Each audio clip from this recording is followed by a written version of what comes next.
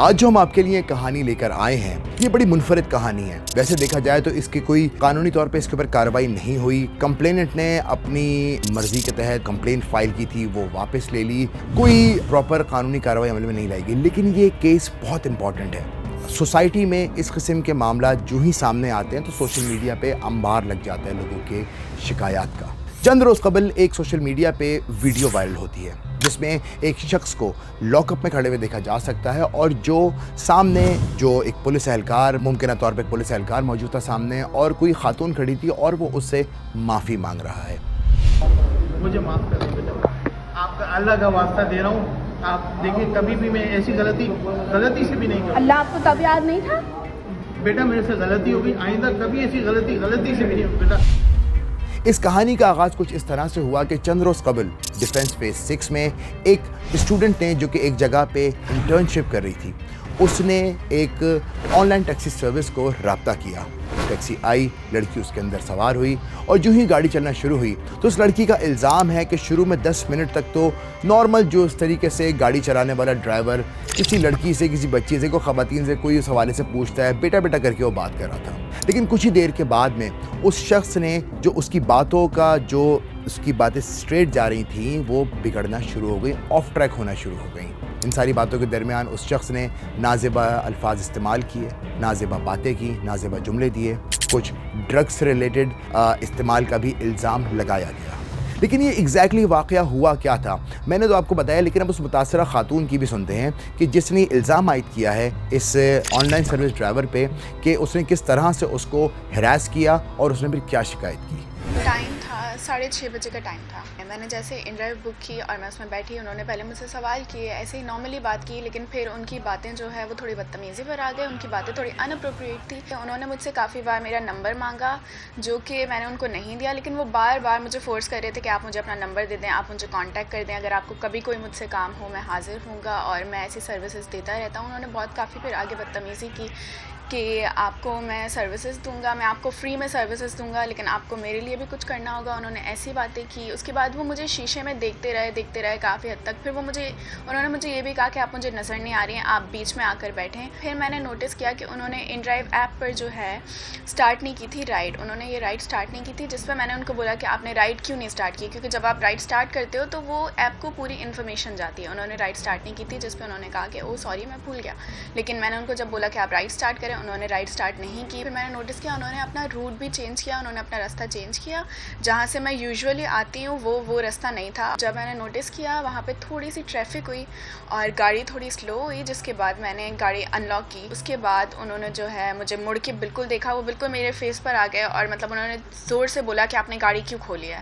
جس کے بعد میں نے ڈائریکٹ گاڑی سے جم مار دیا, اور وہ مجھے دیکھ رہے تھے کیونکہ وہاں پہ کافی گاڑیاں تھیں, تو خیر وہ میرے پیچھے نہیں آ پائے, اور میں بھاگ کر جو ہے فٹ پاتھ تک گئی. اس کے بعد میں نے نوٹس کیا کہ ڈسٹینس سے ایک جو ہے پولیس موبائل آ رہی تھی, اور جیسے آگے سگنل بند ہوا تو ٹریفک وہ جو موبائل ہے پولیس کی وہ وہاں پر رک گئی. جب میں ان کے پاس پھر بھاگ کر گئی, میں نے ان کو سب بتایا, اور پھر پولیس میرے ساتھ گئی, اور پھر ہم نے سگنل پر ہی اس ڈرائیور کو پکڑا. اس کے بعد جو ہے ہم تھانے گئے. اس کے بعد جب تھانے گئے تو پہلے تو وہ کہہ رہے تھے کہ میں نے کچھ نہیں کیا. انہوں نے یہ بھی بولا کہ میں اس لڑکی کو نہیں جانتا. انہوں نے پولیس والوں کو یہ تک بولا. انہوں نے بولا کہ چلے تھانے. لیکن جیسے ہی تھانے گئے اس کے بعد جب اس کو لاک اپ کیا, پولیس نے انویسٹیگیشن کی, لیکن پولیس نے میری FIR درج نہیں کی. انہوں نے بولا FIR درج نہیں ہوگی. میں نے کہا کیوں نہیں ہوگی, تو وہ یہ کہہ رہے تھے کہ انہوں نے کچھ کیا نہیں ہے. تو میرا یہ سوال ہے کہ اگر وہ لوگ کچھ کر لیتے ہیں اس کے بعد FIR درج ہوتی ہیں, اس کے بعد پولیس کیا ایکشن لے سکتی ہے؟ جو ہمیشہ سے ہوتا ہے کچھ نہیں ہوتا. وہ تو میں نے آن دا اسپاٹ اپنے لیے اسٹینڈ لیا.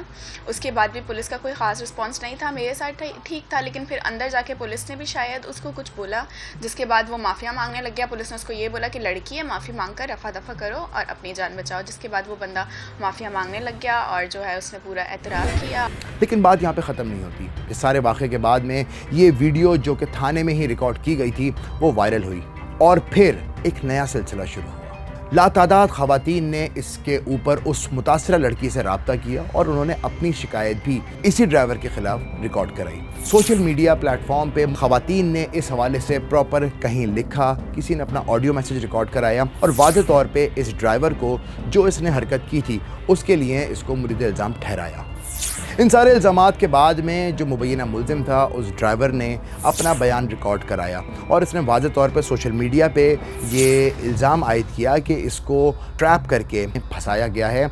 इसकी ऐसी कोई इंटेंशंस नहीं थी। उसने अपने अहल खाना के साथ बैठ के ये पूरे वाक़े के हवाले से जो अपना बयान है वो जारी किया।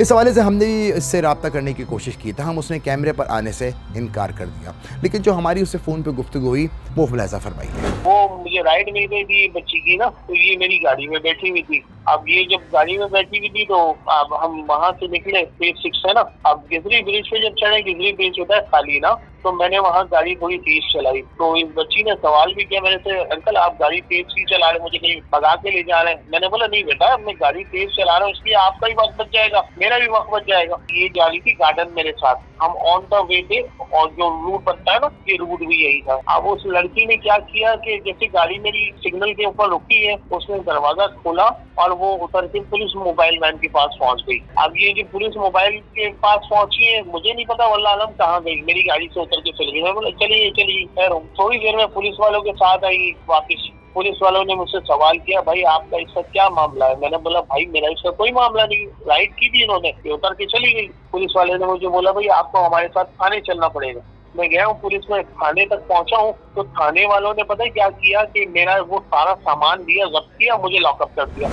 आपने दोनों जानिब का पॉइंट ऑफ व्यू सुना, कौन सही है कौन गलत, इसका फैसला हम आप पर छोड़ते हैं।